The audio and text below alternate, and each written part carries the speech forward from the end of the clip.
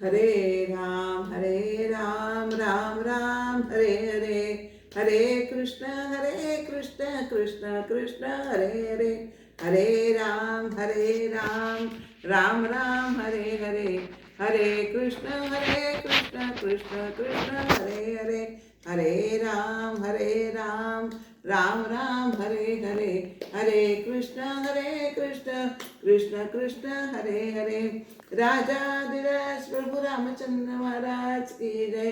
सद्गुरु श्री समर्थ रामदास स्वामी महाराज की जय। सद्गुरु श्री स्वामी समर्थ महाराज की जय। सद्गुरु श्री ब्रह्म चैतन्य स्वामी महाराज की जय। जय जय रघुवीर समर्थ। गणेश शारदा चैव सद्गुरु सज्जनस्तथा आराध्य दैवतं गुह्यं सर्वं मे रघुनन्दना। गुरुर्ब्रह्मा गुरुर्विष्णु गुरुर्देवो महेश्वरा, गुरुः साक्षात् परब्रह्म तस्मै श्री गुरवे नमः। शुकासारिके पूर्ण वैराग्य जाचे, वसिष्ठा परी ज्ञान योगेश्वराचे, कवी वाल्मिका सारिका मान्यसा, नमस्कार माझा सद्गुरु रामदासा। मला वाटते अंतरित्वा वसावे, तुझ्या दास बोधासी त्वा बोध व्हावे। अपत्या परी पाववी प्रेम ग्रासा, महाराज या सद्गुरु रामदासा। राजाधिराज प्रभु रामचंद्र महाराज की जय। सद्गुरु श्री समर्थ रामदास स्वामी महाराज की जय। सद्गुरु श्री स्वामी समर्थ महाराज की जय। सद्गुरु श्री ब्रह्म चैतन्य महाराज की जय। जय जय रघुवीर समर्थ। श्री रामरायांच्या चरणी, श्री समर्थांच्या चरणी, श्री स्वामींच्या चरणी, श्री महाराजांच्या चरणी आणि आपणा सर्व श्रोत्यास वंदन करून आज आपण दशक 8 समास 9 सिद्ध लक्षण हा समासावर विवरण करणार आहोत। तत्पूर्वी सद्गुरूंना वंदन करूया।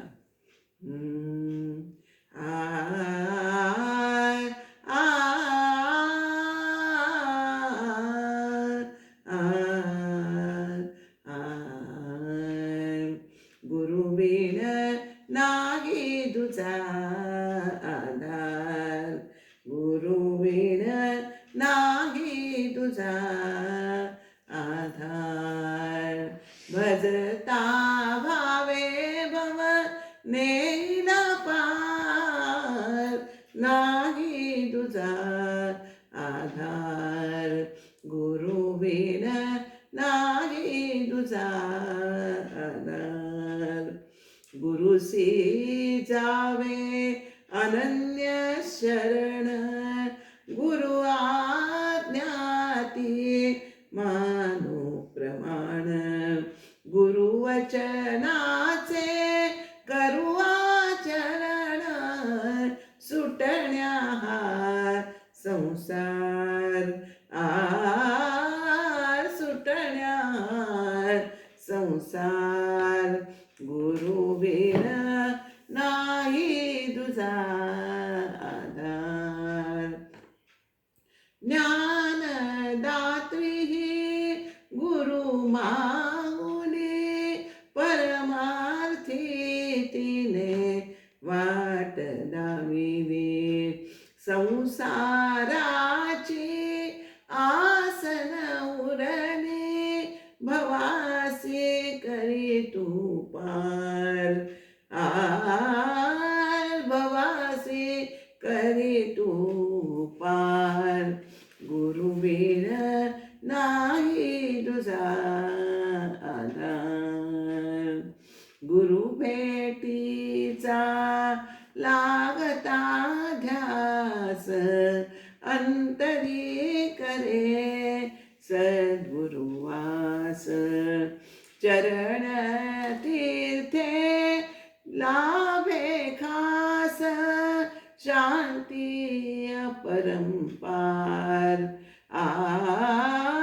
शांती अपरंपार, गुरु बिन नाही दुजा आधार. गुरु चरणांचे करता पूजन, मनी लाभते समाधान. काव्य पुष्प घे अर्पे शकून, करुणी घे स्वीकार. करुणी घे स्वीकार. गुरु बिन नाही तुझा आधार. भजता भावे भव नेला पार, नाही तुझा आधार. गुरु बिन नाही तुझा, नाही तुझा, नाही तुझा आधार.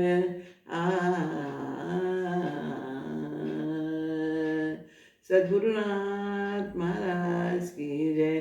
जय जय रघुवीर समर्थ. दशकार्थ समास 9वा. सिद्ध लक्षण या समासाचं नाव आहे. 8वा दशक समास 8 मध्ये शेवटी आपल्याला सांगितलेलं आहे की मी आत्माच आहे असं ज्या पुरुषास ज्ञान होतं, त्या पुरुषाची लक्षणं या सिद्ध लक्षण या समासात सांगितलेली आहेत.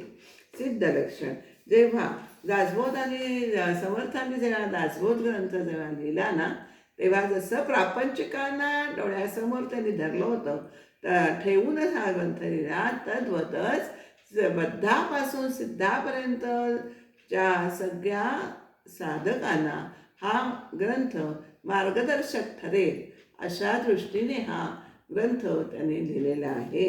बद्ध मुमुक्षु साधक निरूपणाने सिद्ध लक्षण हे आपण 5व्या दशकात यापूर्वी अभ्यासलेलंच आहे. आता सिद्ध म्हणजे काय? अंतर्यामी सस्वरूपकार होणे म्हणजे हे मुख्य सिद्धाचं लक्षण आहे. अंतर्यामी स्वरूपाकार होणं हे सिद्धाचं मुख्य लक्षण आहे. काय येते ओवी? ऐक सिद्धांचे लक्षण. सिद्ध म्हणजे स्वरूप जाणं, ते पाहता वेगळेपण मुळीच नाही. सिद्ध पुरुष हा ब्रह्मस्वरूप जाणावा, म्हणजेच ब्रह्म हे सिद्धाचं स्वरूप आहे. तेथे पाहू गेलं तर द्वैत हे मुळीच नसतं, म्हणजे बाहेरून आतून त्याचं मन हे स्वरूपानेच भरून गेलेलं असतं. अत्यंत सूक्ष्म आत्मस्वरूपाच्या अनुसंधानात त्याचं मन हे सदैव गुंतलेलं असतं. त्यामुळे त्याचं मन हे आपोआपच सूक्ष्म होत जातं. आणि सूक्ष्म झालं की काय होतं? काही कालानंतर ते मन उन्मन बनतं. सूक्ष्म झाल्या आमूलाग्र बदल घडतो मनामध्ये आणि ते मन उन्मन बनतं. आणि उन्मनी अवस्थेत मन वेगळेपणाने उरतच नाही. मन होते, म्हणजे मन उरतच नाही. त्यामुळे ज्ञाता आणि ज्ञेय, दृश्य आणि द्रष्टा, किंवा मी आणि तू, देव आणि भक्त हे द्वैतच तिथे नसतं. कारण ज्ञाता हा ज्याला जाणायचं त्याच्यामध्येच एकरूप झाला, तद्रूप झाला, तर तदाकारत होत असल्यामुळे तो वेगळेपणाने हा शिल्लकच राहत नाही. म्हणजेच तिथे द्वैत हे अजिबात राहत नाही. तिथे अभेद त्या लोकांमध्ये होत असतो. त्यामुळे अशा स्थितीमध्ये तो ब्रह्मस्वरूपी तदाकारच होतो असतो. त्यामुळे त्याला वेगळेपणाने तो राहत नाही. त्यामुळे विश्वाचा प्रसारा, विश्वामधील द्वैत असून नसल्यासारखं त्याला सगळीकडे असं होतं की जिकडे तिकडे त्याला आत्मस्वरूपच भरलेलं दिसतं. नवे तर आत्मस्वरूप त्याच्या अनुभवास येत असतं. आणि याचाच अर्थ असा होतो की साधकाचे अज्ञान हे नाहीसे होऊन तो बसल्या जागीच ब्रह्मस्वरूप होत असतो. ही फार मोठी सिद्धावस्था, ही फार मोठी अशी विलक्षण आहे. आणि साधकाचे अज्ञान नाहीसे झाल्यानंतर तो बसल्या जागी सिद्ध ब्रह्मस्वरूप होतो. म्हणजे याचा अर्थ सांगायचा म्हणजे काय होतं की पहिल्यांदा काय होतं की देहबुद्धीचा त्याग करायला लागतो. देहबुद्धीचा त्याग केल्यानंतरच आपल्याला आत्मबुद्धी आत्मज्ञान होतं. आणि आत्मज्ञान आपल्याला झाल्यानंतर त्याला परमात्म स्वरूपाचं ज्ञान होतं. आणि नंतर काय होतं, सर्व प्राणी मात्रांमध्ये आपणच भरून राहिलेलो आहोत. म्हणजे परमात्मा स्वरूपच भरून राहिलेलो आहे या अनुभव त्याला येतो. या ब्रह्मस्वरूपाला नेऊन पोचवणाऱ्या या 4 पायऱ्या आहेत असं म्हटलं जातं. की म्हणजे पहिल्या देहबुद्धीचा त्याग, दुसरं आत्मज्ञान प्राप्ती. त्याच्या म्हणजे एकावर एक सगळ्या अवलंबून आहेत. देहबुद्धीचा त्याग झाला तर आत्मज्ञान होतं. आत्मज्ञान झालं की स्वस्वरूपाचं परमात्म स्वरूपाचं ज्ञान हे आपोआप होत असतो. आणि परमात्म स्वरूपाचं ज्ञान झाल्यानंतर सर्व भूतमात्रांमध्ये सर्वत्र ब्रह्मस्वरूपच भरून राहिलेलं आहे असा अनुभव आपणच भरून राहिलो आहे. तो ब्रह्मस्वरूपच झाला आहे, त्यामुळे सर्वत्र ब्रह्मस्वरूप भरून राहिलेला आहे हा अनुभव त्याला येतो. आणि ह्या 4 पायऱ्या आहेत ब्रह्मस्वरूपाला नेऊन पोचवणाऱ्या 4 पायऱ्या आहेत. या ब्रह्मस्वरूपाचा सारांश असा की सांगता येतो आपल्याला. या आत्तापर्यंत मी जे सांगितले त्याचा सारांश काय आहे की सर्व भूतमात्रांच्या ठिकाणी एकच एक आत्मा समत्वाने वावरत असतो. आत्मा एकच आहे पण तो सगळ्या ठिकाणी समत्वाने वावरत असतो. प्रत्यक्ष अनुभवावर कायम रूढ होणाऱ्या पुरुषास सिद्ध पुरुष असं म्हणतात. हा त्याचा प्रत्यक्ष अनुभव आहे की सर्व प्राणी मात्रांमध्ये एकच एक आत्मस्वरूप ब्रह्मस्वरूप हे भरून राहिलेले आहे. आणि या अनुभवावर तो त्याचा अनुभवावर तो आरूढ झालेला असतो. हा त्याचा निश्चय असतो. आणि अशा आरूढ होणारा पुरुषाला सिद्ध पुरुष असं म्हणतात. आणि त्याची ही लक्षणं जी ह्या समासात सांगितले की साधकांना सिद्ध पुरुषाची थोडी तरी कल्पना यावी ही यासाठी या समासात समर्थांनी सिद्ध पुरुषांची लक्षणं इथे सांगितलेली आहेत. खरे तर सिद्धाचं सिद्धपण हे त्याच्या आंतरिक स्थितीवर अवलंबून असतं. आपल्याला असं सांगता येतं की सिद्ध पुरुष आजही या जगामध्ये आहेत पण ते ओळखणं हे कठीण आहे. का सांगते मी असं की सिद्ध या बद्धही या दृश्य जगतातच वावरत असतो आणि सिद्धही या दृश्य जगतातच वावरत असतो. परंतु सिद्धाचं वेगळंपण असतं. त्यांची आंतरिक स्थिती ही पूर्णतः वेगळी असते. बद्ध हा प्रापंचाला खरं मानत असतो. दृश्य विश्व हे त्याला सत्य वाटत असतं. पण सिद्ध हे मात्र स्वतः मी ब्रह्मस्वरूप आहे आणि हे ब्रह्मस्वरूप हे सर्वत्र भरून राहिलेलं आहे. चराचरात त्याला ते भरलेलं दिसतं. त्याचा अनुभव प्रचिती येते. म्हणजे ही त्याची आंतरिक स्थिती. मन त्याचं आमूलाग्र बदललं असल्यामुळे तो उन्मन झालेलं असल्यामुळे सर्वत्र हे ब्रह्मस्वरूप त्याला दिसलेलं दिसतं. आणि त्याचं स्थितीवरून ठरतं. त्याचं बाह्यलक्षणाने वर्णन करणंही अजिबात शक्य नाही आहे. कारण सिद्धाचे सिद्धपण कशात आहे तर अत्यंत निर्दोष निर्मम आणि निस्वार्थ निष्काम सम आणि अत्यंत पवित्र अशा अंतरंगात त्याचं सिद्धपण असतं असं आपल्याला नक्कीच म्हणता येतं. ही सिद्धावस्था जी असते ती अत्यंत सूक्ष्म असते. सर्व चराचरात आत्मरूपाने मीच भरून राहिले आहे अशा अवस्थेत दुसरा हा शिल्लकच राहत नाही आहे. कारण त्याच्यामध्ये तो मिळून एकरूप होऊन गेलेला असतो. दुसरा म्हटलं की द्वैत हे आलंच की मी अनुभवतोय म्हणजे मी आणि अनुभव त्याचा घ्यायचा आहे तो वेगळा असं हे द्वैत आलं. किंवा म्हणजे आणि ही अवस्था या सिद्धाच्या ठिकाणी राहत नाही आहे, कारण तो स्वतः आत्मस्वरूपच असतो, असं ब्रह्मस्वरूप असतो. आणि त्यामुळे मला ही अवस्था प्राप्त झाली असंही म्हणता येत नाही आहे, कारण अवस्था प्राप्त होणारा मी पुन्हा त्याच्यापासून वेगळा राहतो. म्हणजे द्वैत जिथे नाहीच आहे, तिथे दोघांच्यामध्ये अभेद आहे. त्यामुळे कारण असे म्हणायला तो वेगळेपणाने शिल्लकच राहत नाही.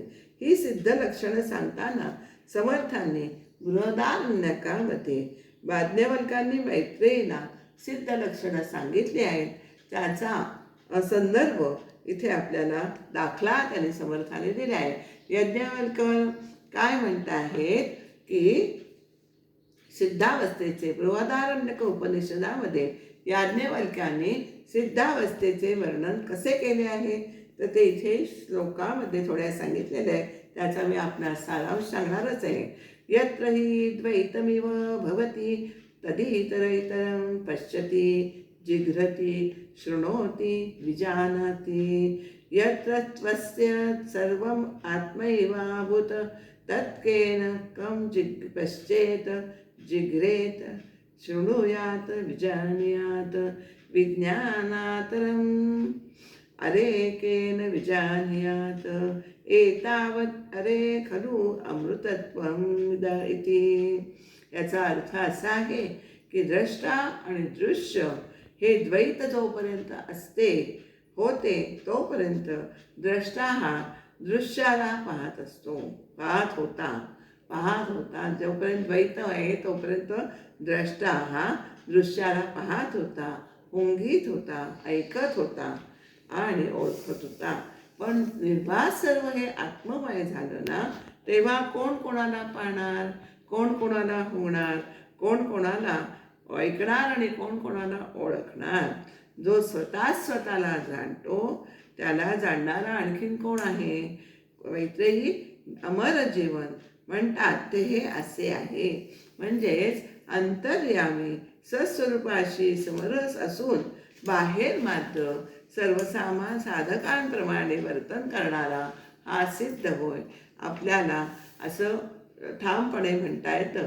आणि हे सिद्ध आपल्याला कसे ओळखायला येणार तर आपण स्वतः उत्तम साधक झाल्या वाचून सिद्धाची अवस्था आपल्या बरोबर ध्यानात येणं हे कठीण आहे. त्यासाठी आपण स्वतः आधी उत्तम साधक व्हायचा प्रयत्न करायचा आहे आणि मग त्यानंतर सिद्धावस्था आपल्याला कशी प्राप्त होते ते साधू संगतीमध्ये ते आपल्याला पुढील ओव्यांमध्ये आपल्याला कळणारच आहे. तर लक्षात काय ठेवायचं आहे की अंतर्यामी स्वस्वरूपाशी समरस असून बाहेर साधकाप्रमाणे वर्तन करणारा तो सिद्ध होय. सिद्ध पुरुष म्हणजे मोक्ष प्राप्त केलेला अधिकारी साधक. हे सिद्धाची एकेका ओळीमध्ये इतक्या सुंदर सुंदर समर्थांनी वाक्य ओळी रचलेल्या आहे, ओव्या रचलेत. सिद्ध म्हणजे काय, मोक्ष प्राप्त केलेला अधिकारी साधक आणि तो इतरांसारखा जनामध्ये वावरतो. पण त्याचं अखंड अनुसंधान कुठे असते, स्वस्वरूपाशी परमात्म स्वरूपाशी अखंड अनुसंधान असते. तो सिद्ध समजायचे. आता आपल्याला ओबीनुसार आपल्याला असं सांगता येईल की पहिल्यांदीच सिद्ध कशी लक्षणं, अंतस्थिती बाणता संत लक्षणे कैसी, सिद्धाची लक्षणं. ज्याला आत्मज्ञान झालं आहे तो साधू लक्षण ते कैसेने जाणावे, ते कसं जाणावं असे पहिल्या 2 ओव्यात प्रश्न आहे. म्हणून म्हणूनही बोलिले स्वभावे साधू लक्षणे. म्हणूनही आपल्याला सिद्ध पुरुषाची समर्थता लक्षणं सांगता आहेत. आता पहिल्या 3ऱ्या ओळीमध्येच आपल्याला समर्थन मग अशी आपण ओळी वाचली ती 3 ते 53व्या ओळीपर्यंत सगळी ही सिद्ध लक्षणं सांगितलेली आहेत.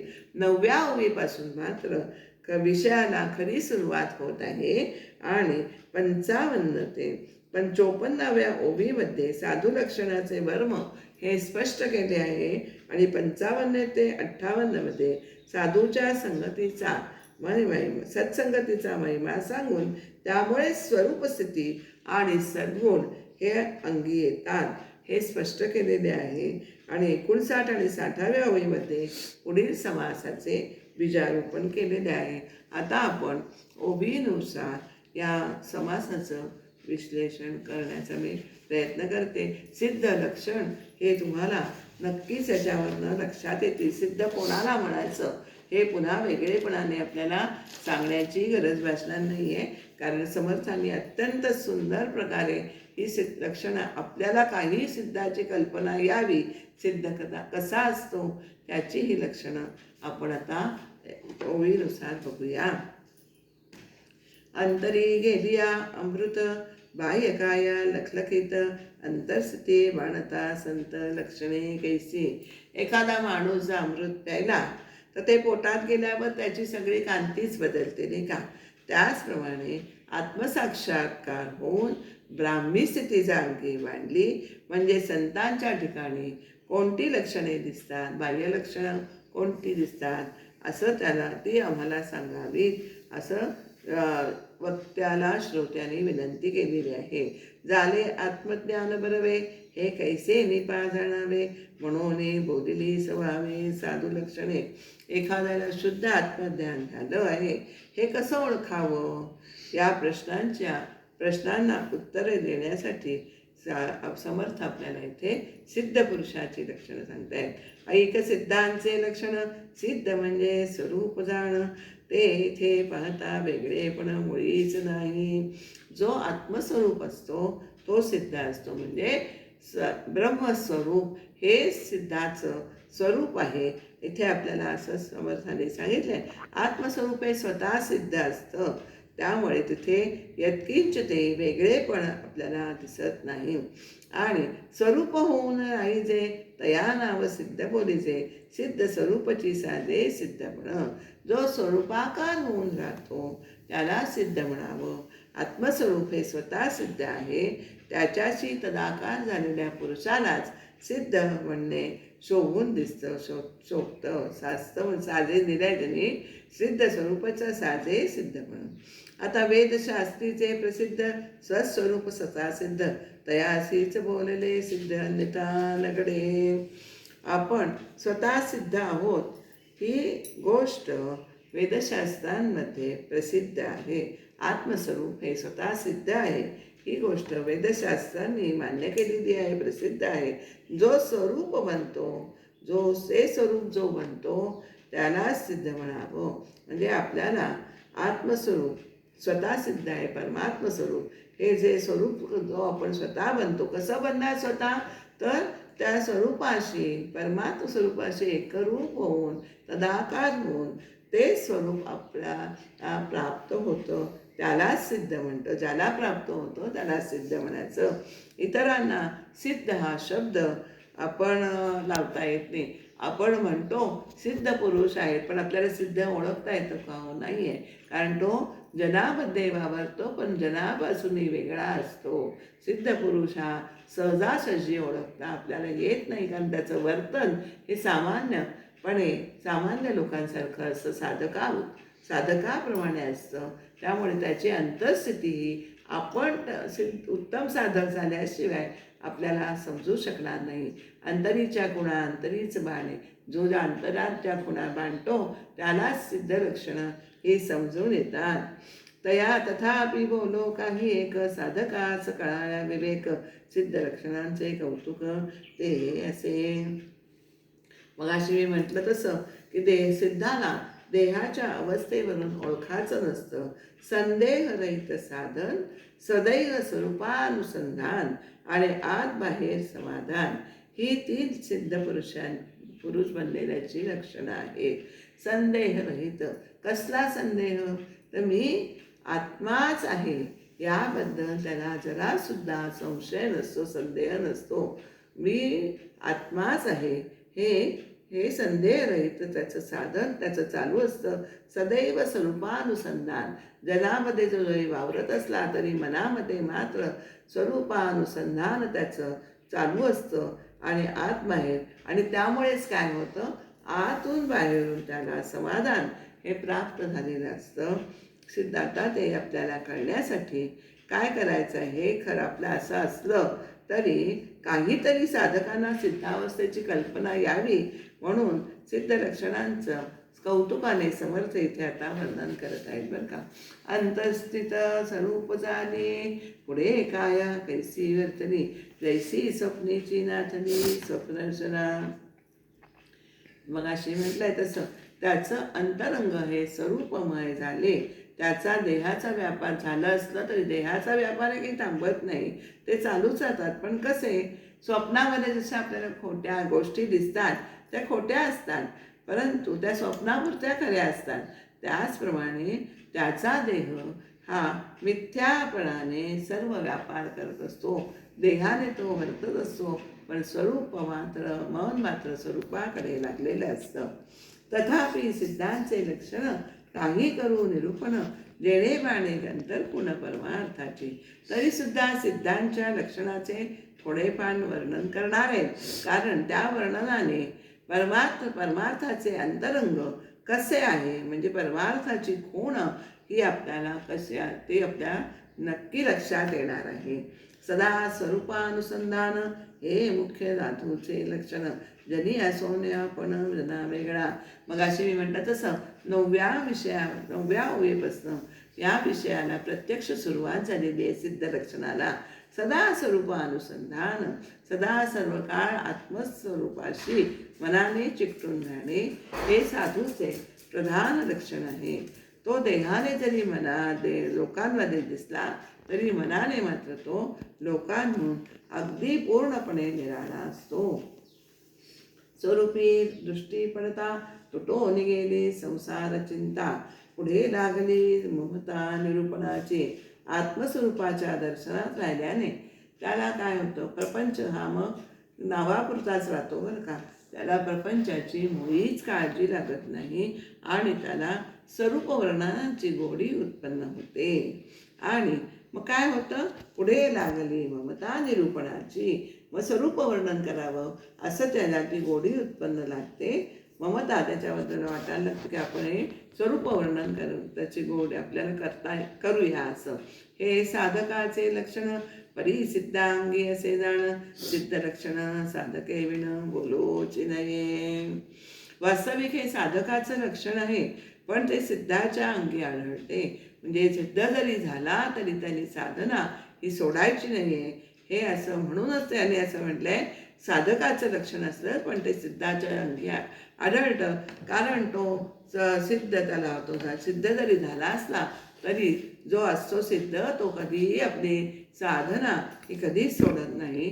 आणि कारण साधकपणातूनच सिद्धावस्था ही प्राप्त होत असते. मग अशी म्हटलंय तसं उत्तम साधक झाल्यापासून आपल्याला ही सिद्ध लक्षणं कळवू शकणार नाही आहेत. म्हणूनच आपण उत्तम साधक व्हायचा आजपासूनच आपण चंगा बांधायचे की आपण स्वरूपानुसंधानात कायम राहायचे. जरी आपण प्रपंचात सुटलेलं नाही आहे कोणाला, पण तरीसुद्धा प्रपंच देहाने करायचे, पण मन मात्र स्वरूपी लावायचं आहे, हे आपण इथे लक्षात घ्यायचं आहे. हे साधकाचे लक्षण परी सिद्धा असे अंगी जाण, सिद्ध लक्षण साधक विण बोलोच नये. म्हणजे म्हणून बाहेरून सिद्ध दिसायला तो साधक दिसतो, पण अंतर्यामी मात्र आत्मस्वरूपाशी तदाकार झालेला असतो, तो सिद्ध होय. शहाण्या माणसाने सिद्ध पुरुषाचे हे लक्षण समजून असावं. आपण सगळी शहाणी आहोत, त्यामुळे हे सिद्धाचं लक्षण आपण अंतर्यामी जाणून राहायचं आहे. बाह्य साधकाचे परी आणि स्वरूपाकारांतरी सिद्ध लक्षण चतुरी ते चतुरी जाणीचे. संदेहरहित साधन तेच सिद्धांचे लक्षण, अंतर्बाह्य समाधान सडेचिना. अत्यंत निसंशयपणे साधन करणे हे सिद्धाचं मुख्य लक्षण आहे. कधीही भंग न पावणारं समाधान, असं आंतरिक आणि बाहेरील, आंतरिक समाधान आणि बाह्य समाधान दोन्ही त्याच्यापाशी असतं. ज्याच्या मनाची स्थिती असते अचळ झाली अंतरस्थिती, तेथे चळणास कैसी गती, स्वरूपी लागता वृत्ती स्वरूपाची झाली. त्याच्या मनाची स्थिती अत्यंत निश्चळ झाली आहे, म्हणजे त्याचं मन कधीच अस्वस्थ होत नाही. मन हे जास्त वास्तविक चंचल आहे, पण त्याची मनाची स्थिती हे निश्चल झालेली आहे. त्यामुळे त्याचं मन हे कधीही चंचल अस्वस्थ होत नाही. आपली वृत्ती एकदा स्वरूपाला चिकटली की भक्ती स्वरूपाकारच होऊन जाते. मनाचं असं आहे, आपण तिथे लावू तिथे मन हे पटकन जाऊन चिकटतं. त्यामुळे आपण स्वरूपाकडे लावलं तर मन तिथेच चिकटून बसतं. मागे आपल्याला मी एक उदाहरण आपल्याला व्यवहारात देतात की मुंगळा जसा गुळाला चिकटतो, त्याला गोडी कळलेली असते, त्यामुळे आपण त्याला बाहेर वेगळं काढून म्हटलं तरी त्याचं डोकं तिथे राहतं आणि धड आपल्या हातात येतं. म्हणजेच त्याला ती गोळाची गोडी कळलेली आहे. तशी आपल्याला स्वरूपाची गोडी समजलेली आहे. त्यामुळे आपण स्वरूपापासनं किंचितही बाजूला व्हायचं नाही आहे. आणि त्यामुळे आपल्याला अचळ झाली अंतस्थिती. त्यामुळे आपली स्थिती ही काय म्हणतो निश्चल करायची आहे. आणि मग आपलं मनही अस्वस्थ होणार नाही आणि आपली वृत्ती एकदा का स्वरूपाला चिकटली की ती स्वरूपाकारच होऊन जाते. असं आपल्याला इथे या ओवीतनं सांगितलंय. स्वरूपी लागता वृत्ती स्वरूपाची झाली, स्वरूपाकार होऊन जाते. मग तो चळताच अचळ, चंचळपणे निश्चळ, निश्चळ असून चंचळ देह त्याचा. मग तो काय आपण म्हणतो तसं मग अशी सांगितलं तसं देहाने तो हालचाल करत असतो. देह मात्र त्याचा चंचलपणे वावरत असतो आणि अंतर्यामी स्थिर असतो. म्हणजे चंचल असून निश्चळ असतो. तो कसा? तो असा की चंचल देह आहे पण मन त्याचं निश्चळ आहे. त्यामुळे अंतर्यामी त्याची वृत्ती ही अत्यंत निश्चळ असते. देह मात्र चंचलपणे हालचाल करताना दिसतो. मग तो चळताच चंचळ, चंचळपणे निश्चळ, निश्चळ असून चंचळ देह त्याचा. स्वरूपी स्वरूपाची झाला, मग तो पडोरीच राहिला अथवा उठवणे पळाला तरी चळेना. तो एकदा स्वरूपाकार झाल्यानंतर देहाने तो एका ठिकाणी पडून राहिलेला असो किंवा उलटा फिरता असो, त्याला पळाला काय त्याच्या देहाच्या दोन्ही अवस्थामध्ये मात्र त्याची अंतरस्थिती अंतर्यामी तो मात्र अगदी स्थिर असतो. येथे कारण अंतरस्थिती अंतरीच पाहिजे निवृत्ती. अंतर नागरे भगवंती तोच साधू. साधू कोणाला म्हणावं? स्वरूपी विलीन जाऊन त्याच अवस्थेमध्ये आपल्याला अंतर्यामी वृत्तीरहित अवस्था असली की त्याला सिद्धावस्था प्राप्त होते. असं आपल्याला त्यालाच साधू म्हणायचं आहे. अंतर्यामी वृत्तीच अवस्था असली पाहिजे आणि ज्याची वृत्ती भगवंताकडे लागली तोच साधू होय. बाह्य भलतैसे असावे, पर्यंत अंतर स्वरूपी लागावे, लक्षणे दिसती स्वभावे साधू अंगी. बाहेरून कसेही असलं तरी चालेल. आपल्याला माहिती आहे अभंग उसडोंगा परी रस नव्हे डोंगा. ऊस कसा बाहेरून खडबडीत असतो परंतु त्याचा रस कसा गोड असतो, त्याप्रमाणे आपण बाहेरून कसंही दिसलं तरी चालेल, देहाची अवस्था बाहेरून कशी असली तरी चालेल, पण अंतरंग अथवा म्हणजे आपलं मन मात्र स्वरूपाला अंतस्वरूपाला चिकटलेलं असावं. मग त्याच्या अंगी सिद्ध लक्षणं ही आपोआप प्रगट होऊ लागतात. लक्षणे दिसती स्वभावे साधू अंगी. मग ती लक्षणं आपल्याला सिद्ध लक्षणं आपोआप दिसू लागतात, बांधतात त्याच्या अंगी आपोआप दिसतात. राजी बैसता आवळीला अंगी बाणे राजकळा, स्वरूपी लागता जिवाळा लक्षणे वानती. एक उदाहरण त्याने दिलं आहे की एखादा माणूस सहज योगायोगाने राज्यावर आला तर त्याला जसं राज्याचं ऐश्वर प्राप्त होतं ना, तसंच ज्याला स्वरूपाबद्दल आत्मपणा प्राप्त उत्पन्न झाला त्याला त्याची अभिरुची निर्माण झाली.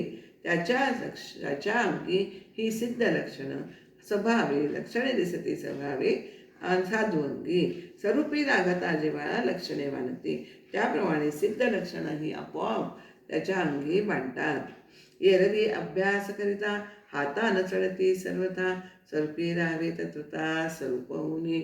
आपली एरवी सिद्धपणांचा लक्षणांचा किती अभ्यास केला तरी ती त्याच्या अंगी सिद्ध लक्षणं आपल्याला बांधताना म्हणजे येत नाही. आपण अभ्यासाने आपण म्हणतो पण तशी लक्षणं त्याच्या अंगी बांधत नाहीत. म्हणून त्याच्यासाठी काय करायला हवे तर स्वरूपाशी तदाकार व्हावे आणि स्वरूपच बनवून राहावे. अभ्यासाचा मुकुटमणी वृत्ती राहावी निर्गुणी, संत संगे निरूपणी संत स्थिती वाणे. आपला आता अभ्यास कशाचा करायचा आहे आपल्याला? निर्गुणाच्या स्वरूपाच्या ठिकाणी एक राहणे, आपली वृत्ती तिथे राहायला पाहिजे. म्हणून परमार्थाच्या साधनांची पराकाष्ठा ही समजायची आहे. म्हणजे आपली वृत्ती निर्गुणा स्वरूपाच्या ठिकाणी राहणे ही परमार्थाच्या साधनाची ही पराकाष्ठा समजावी. वृत्ती त्रिगुणातीत परमात्म स्वरूपात विलीन होणे राहणे ही साधना अभ्यासाची सर्वोत्तम पायरी आहे. आणि सैशी लक्षणे अभ्यासाचा मुक्तपणे वृत्ती राहावी निर्गुणी संत जाणे. आणि हे कशामुळे प्राप्त होतं? तर स्वरूपाचा आपल्याला सतत आपण संत संगतीचा अभ्यास केला, त्यांच्या मुखाने श्रवण ऐकलं, निरूपण ऐकलं आणि त्याचं मनन केलं, तर ही अवस्था आपल्याला साधना अभ्यासाची आपल्याला ही स्थिती जी वृत्ती त्रिगुणातीत स्वरूपावर ब्रह्मस्वरूपात राहणे ही आपल्याला सहज शक्य होतं संतांच्या सहवासात. ऐसी लक्षणे बरवी स्वरूपाकारे अभ्यासावी, स्वरूप सोडता गोसावी भांबावती. स्वरूपाशी स्वस्वरूपाशी तदाकार होण्याचा अभ्यास करीत असतात या लक्षणांचा पण आपल्याला अभ्यास करावा. स्वस्वरूपाचा जर स्पर्श सुटला तर मोठ्या मोठ्या योग्यतेचे साधूसुद्धा साधकसुद्धा इथे भांबावती म्हणजे गोंधळून जातात बरं का. आता असो हे बोलणे ऐका साधूची लक्षणे, जेणे समाधान माने साधकांगी. आतापर्यंत समर्थांनी हे एवढं साधूची लक्षणे आता आपल्याला सांगितले, स्वस्वरूपानुसंधान त्याचं कसं असतं हे सांगितलं. आता ह्या ओळीनंतर आपल्याला साधू काय सांगितलं आहे? साधूंच्या लक्षणाचं वर्णन हे आपल्याला या ओव्यातनं सांगितले आहे.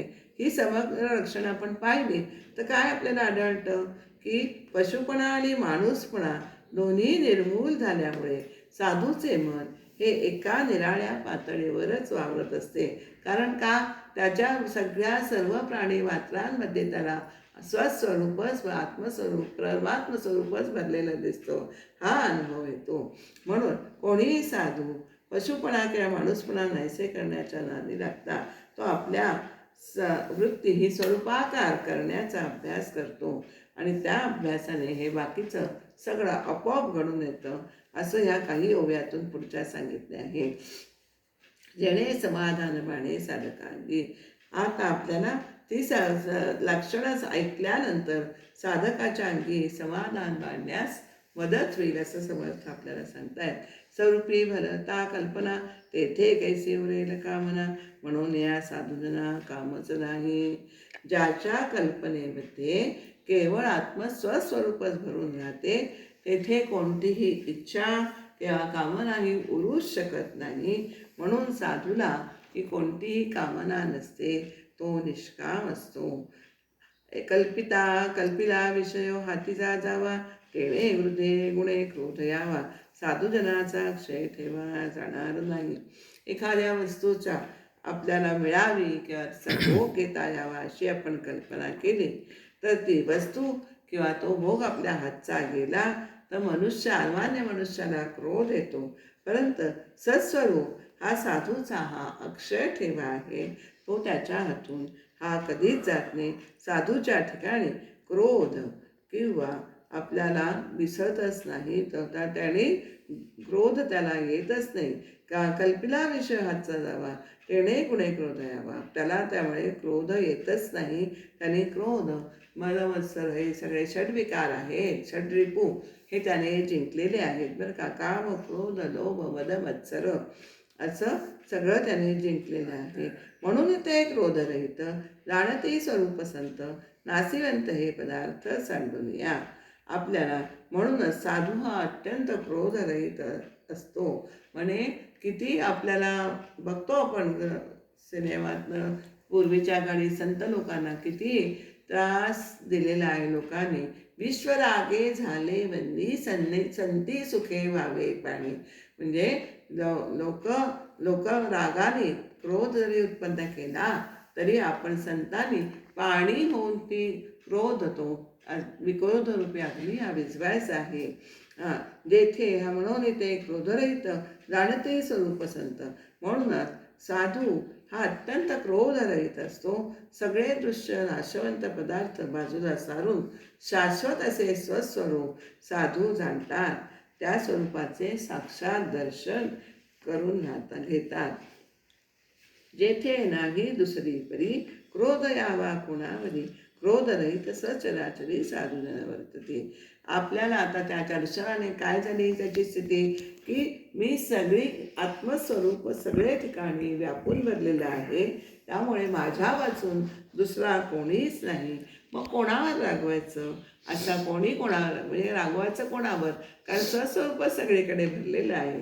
म्हणून भूतमात्रांशी वागताना सुद्धा साधू पुरुष अत्यंत क्रोधरहित वर्तन करतात.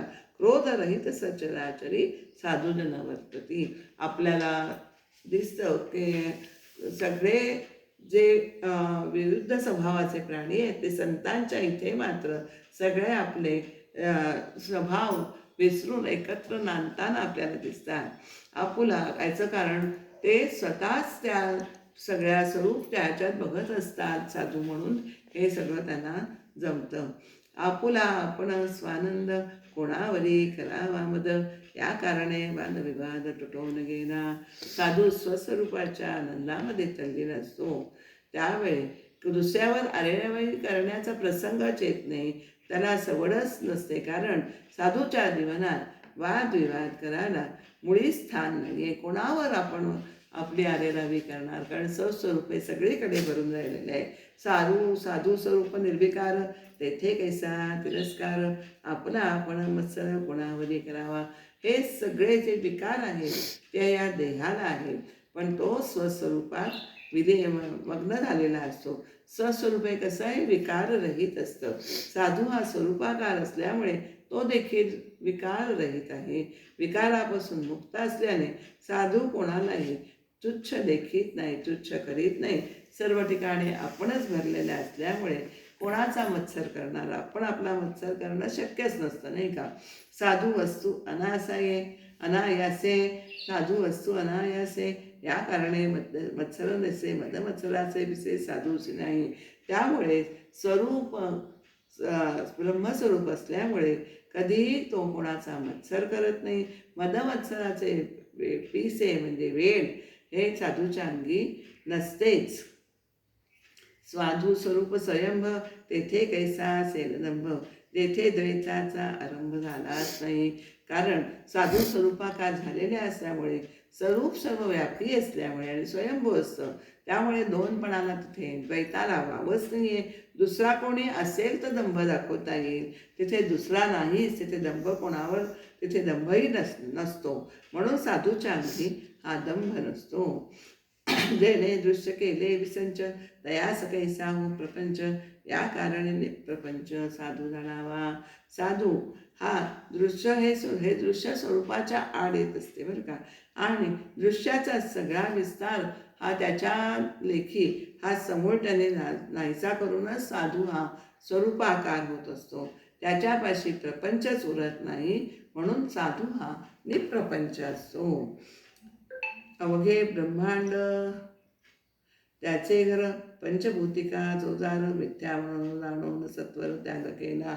हे विश्वची माझे घर, अवघे ब्रह्मांड त्याचे घर, हे विश्वची माझे घर असे साधू म्हणतो. त्यामुळे आपल्याला पंचभूतांचा गुंतागुंतीचा अवाढव्य विस्तार खोटा आहे हे ओळखून साधूंनी त्याचा चटकन त्याग केलेला असतो. त्यामुळे साधूच्या अंगी लोभ नसतो. त्यामुळे आणि जिकडे तिकडे मी पाहिलेला निर्लोभ असतो तो सदा. त्याची वासना आत्मस्वरूपाशी समरस झालेली असते, होऊन गेलेली असते. हवे नको पण सर्वस्वी त्याचं नाश पावतं. जयाची वासना समरसे शुद्ध स्वरूपी, या कारणे लोभ नसे साधू सदा निर्लोभ असे. जयाची वासना समरसे शुद्ध स्वरूपी, आपुला आपण आघवा, स्वार्थ कोणाचा करावा, म्हणून साधू तो जाणावा शोकरहित. जिकडे तिकडे मीच पसरलेला आहे असा साक्षात अनुभव त्या साधूला येत असतो. त्यामुळे निराळेपणाने स्वार्थ साधायला त्यास काही असं वेगळं उरतच नाही. या कारणाने साधू हा शोकरहित असतो. आणि दुःखाचे मूळ काय आहे तर स्वार्थबुद्धी, त्याला स्वार्थच उरत नाही. त्यामुळे ती स्वार्थबुद्धी नाहीशी झाल्यावर दुःख हे आपोआप नाहीसं होतं.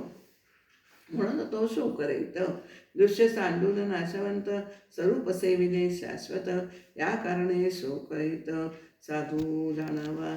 दृश्य त्याने नाशिवंत म्हणून सोडलेलं आहे आणि स्वरूप सेविले शाश्वत, सात्व स्वरूपही तो मग्न होऊन राहिला आहे. शोके दुःख व्हावे वृत्ती, तरी ते झाली निवृत्ती, म्हणून साधू अध्यंती शोकरहित. आपल्याला दृश्याची आसक्ती असते, ती दुःखाला कारणीभूत असते बरं का. त्यामुळे त्याच्यामुळे आपल्याला दुःख सारे दृश्य नाशवंत आहे हे जाणल्यामुळे साधू ओळखून त्याच्यापासून दूर असतो आणि शाश्वत स्वरूपाचे अखंड सेवन करत असतो. म्हणून साधू हा शोकमुक्त ओळखायचा आहे असं आपण जाणायचं आहे. मोहे झळंबावे मन, तरी ते झाले उन्मन, या कारणे सहित दादुदन मोहातीत. साधू हे मोहापासून, प्रत्येक वेळी मी तुम्हाला सांगितलं तसं, काम क्रोध लोभ मोह मद मत्सर या सगळ्यापासून साधू हा अगदी चिडूपवर त्यांनी मात केलेली असते, जिंकलेलं असतं. त्यामुळे त्याला कुठलीही वृत्ती त्याच्या ठिकाणी निर्माण होत नाही. सुख आणि दुःख ही वृत्ती माणसाच्या वृत्ती आहेत बरं का, वृत्तीचे धर्म आहेत. तशी साधूची वृत्तीच नाहीशी झालेली असल्यामुळे सुखाची वृत्ती निर्माण होतच नाही. म्हणून आरंभापासूनच अखेरपर्यंत साधू हा दुःखरहित असतो.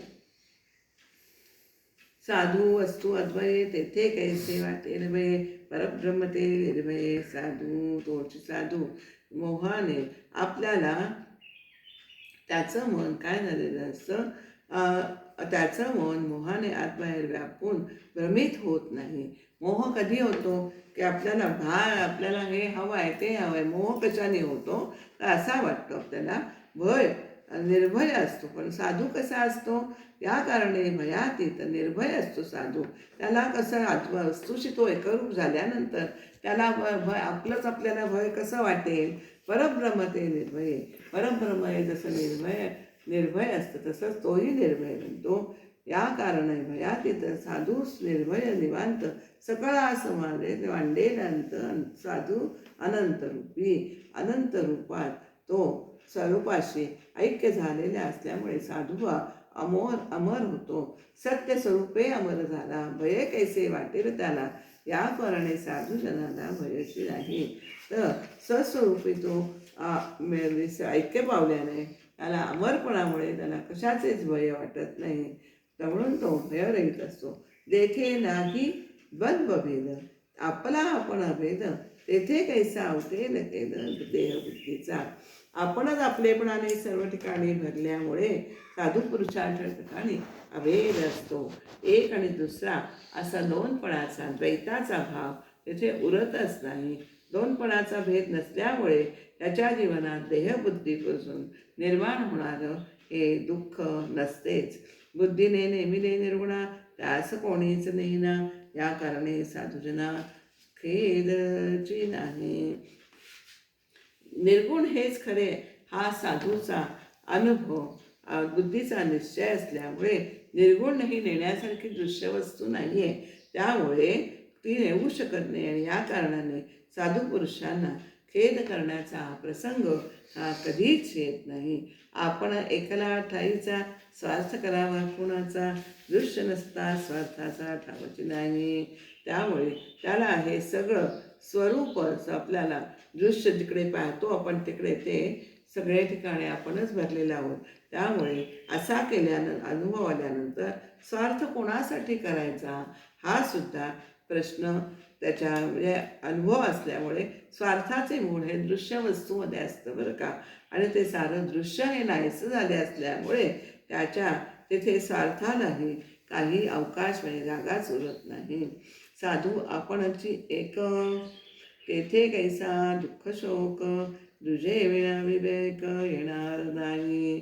साधू पुरुषाला द्वैत हे अनुभवालाच येत नाही. तो एकटाच एक सगळीकडे व्यापून असतो. त्याला दुःख आणि शोकाचा त्यामुळे प्रसंग येत नाही.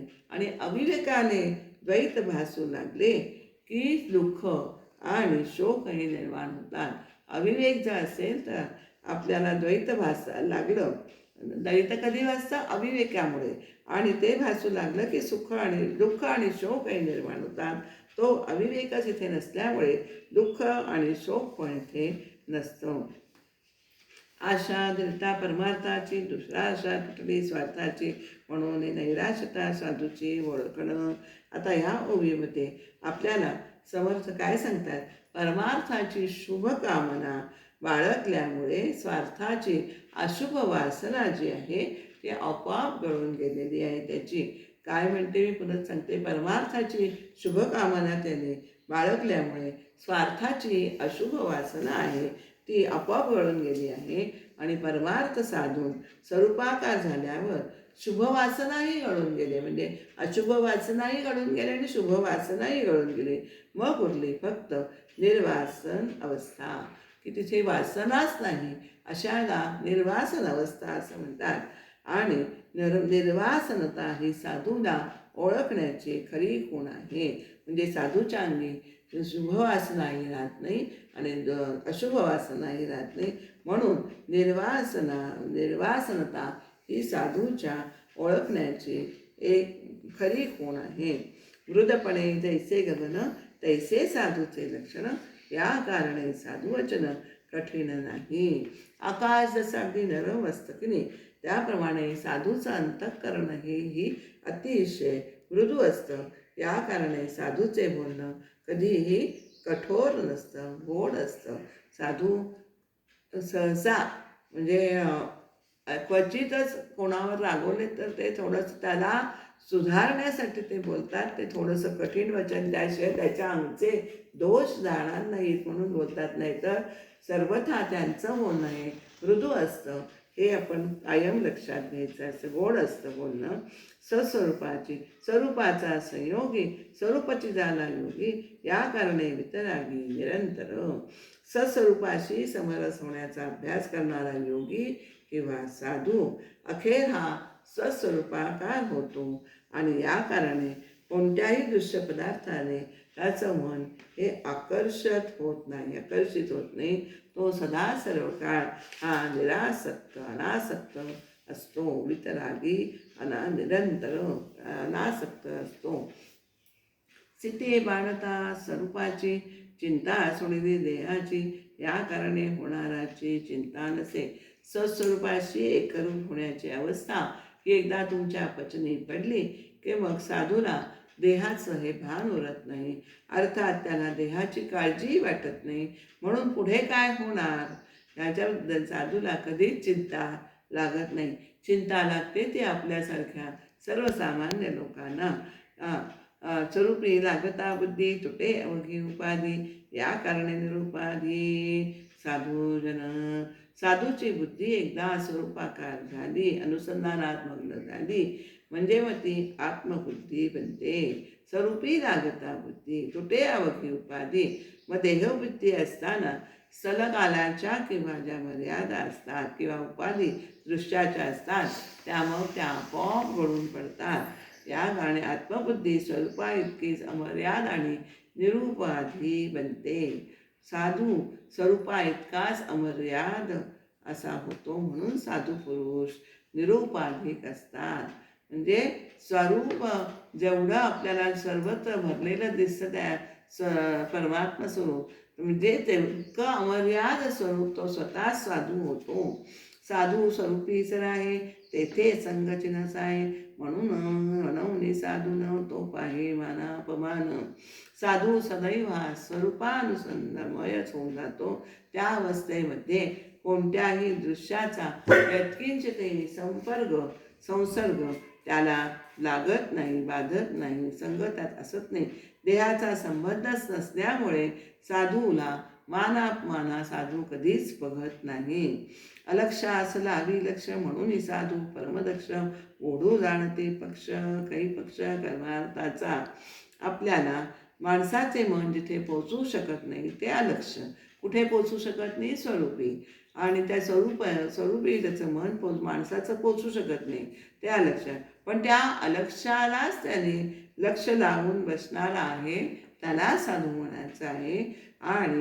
आणि साधू हा अत्यंत तत्पर असतो, परमदक्ष असतो. आणि स्वरूपाबद्दल अतिशय तत्पर असणारा साधू परमार्थाचे समर्थन कसे करावे, परमार्थाची बाजू कशी उचलून धरावी हे अगदी बरोबर जाणतो. ओढू जाणती पक्ष परमार्थाचा, स्वरूपीन साहे मळ म्हणून साधू तो निर्मळ, साधू स्वरूपचे केवळ म्हणून या स्वस्वरूपाच्या ठिकाणी मलाचा लेशही नाही. म्हणजे स्वस्वरूप हे अतिशय निर्मळ आहे, त्यामुळे मळ त्याला खपत नाही. आणि साधू हा स्वरूपाशी तदाकार झाल्यामुळे, तादात्म्य पावल्यामुळे साधू सुद्धा अत्यंत निर्मल असा असतो. सकळ धर्मामध्ये धर्म स्वरूपी राहण्या स्वधर्म हेची जाणीते मुख्य वर्म साधू लक्षणाचे. सगळ्या धर्मामध्ये उत्तम धर्म कोणता आहे तर तो स्वधर्म आहे. आणि स्वस्वरूपाशी तदाकार होऊन राहणे हा स्वधर्म आपण समजावा असं इथे आपल्याला या ओळीत सांगितलं आहे. साधूची जी लक्षणं सांगितली त्या सगळ्यांचे रहस्य स्वरूपात लीन होऊन राहणे हेच समजायचं आहे. स्वस्वरूपात लीन होऊन राहणे हे साधू सगळ्यांचे रहस्य. आत्ता जी आपण एवढी लक्षणं ऐकली त्यातलं काय रहस्य आहे, स्वरूपामध्ये लीन होऊन राहणे हे साधूचं मुख्य लक्षण आहे. आपल्याला हे समजवा वर्म आहे साधू लक्षणाचं. दरिता साधूची संगती आपाश लागे, आपशाच लागे स्वरूपसती, स्वरूपसतीने बाणती लक्षणे यायचे. आता साधूची संगती धरल्यावी, कारण सत्संगतीमध्येच आपल्याला ही सर्व लक्षणं विनासायास आपल्या अंगी वाटतात आणि आपोआप सस्वरूपाशी हे लीन होता येतं. सस्वरूपाशी तन्मयता झाली की साधूची लक्षणं ही आपोआप आपल्या अंगी वाटतात. आपल्याला त्यासाठी वेगळे परिश्रम करावे लागत नाहीत. साधूच्या संगतीमध्येही आपल्याला ती लक्षणं आपोआप आपल्या अंगी म्हणतात. तत्पूर्वी साधूची लक्षणं.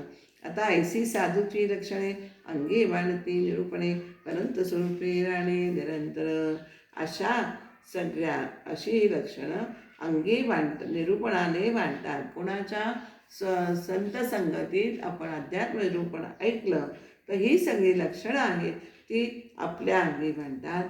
परंतु तसे घडण्यास आपण सदा सर्व काळ स्वस्वरूपात राहणे हे आवश्यक आहे. स्वरूपी राहणे निरंतर असं त्यांनी म्हटलेलं आहे की त्यासाठी स्वस्वरूपात लीन होणं, तदाकार होऊन राहणं आणि साधू संगतीत आपण निरूपणाने ही सगळी आपल्याला लक्षणं म्हणतात. निरंतर स्वरूपी राहता स्वरूपची होई जे तत्वता, मग लक्षणे अंगी बाणता वेळ नाही. स्वरूपात राहण्याचा सारखा अभ्यास केला म्हणजे हा साधक स्वरूपाकारच होऊन जातो. मग साधू लक्षणे अंगी प्रकट होण्यास मुळीच उशीर लागत नाही. स्वरूपी राहिल्यामती अवगुण अवघेच सांडती, परंतु यासी सत्संगती निरूपण पाहिजे.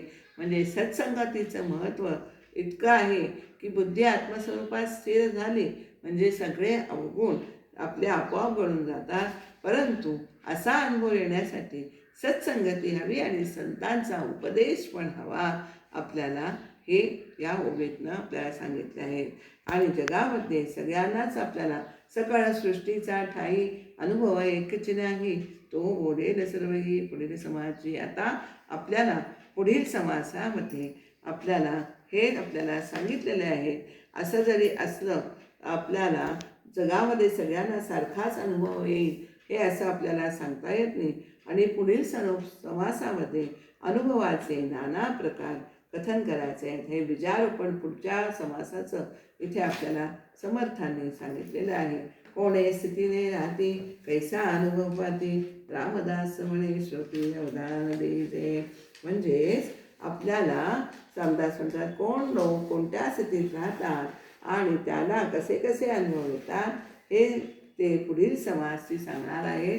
त्याचं आपण लक्ष देऊन श्रवण करायचं आहे. आपल्याला लक्षात काय ठेवायचं याच्यामध्ये की अंतर्यामी स्वस्वरूपाशी समरस होऊन बाहेर साधकाप्रमाणे वर्तन करणारा तो सिद्ध आहे. त्यामुळे आपण अंतर्यामी तदाकार व्हायचे स्वस्वरूपाची, पण साधकाप्रमाणे बाह्यात तरी आपण साधक असल्याप्रमाणे वर्तन करायचं आहे.